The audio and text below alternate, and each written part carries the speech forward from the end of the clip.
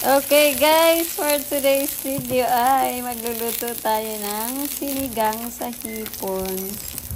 So ayan, hinahap ko yung sitaw. Halo-haluin lang natin. Next.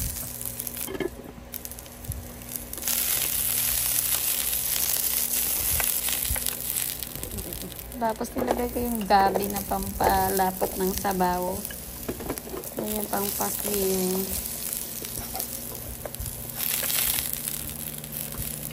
Haluin lang natin. Ngayon, nagpakulo na ako ng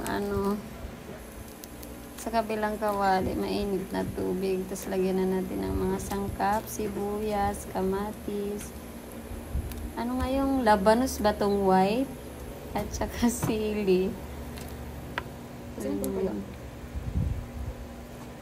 So, nilagay ko na rin yung gabi dyan, guys. Para nilagyan natin ng kaunting asin. So, ayan na siya. Malambot na yung ating gabi. Lagyan na natin ng sinigang mix.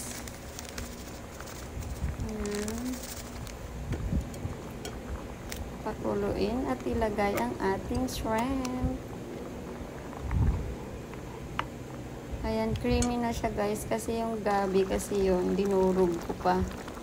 So, ayan na siya, luto na siya guys. Ganyan lang siya kadali. Nilagay ko na pala yung sitaw. Wala akong kangkong kasi nasira. So, ayan na. Let's eat. Thank you for watching. God bless everyone.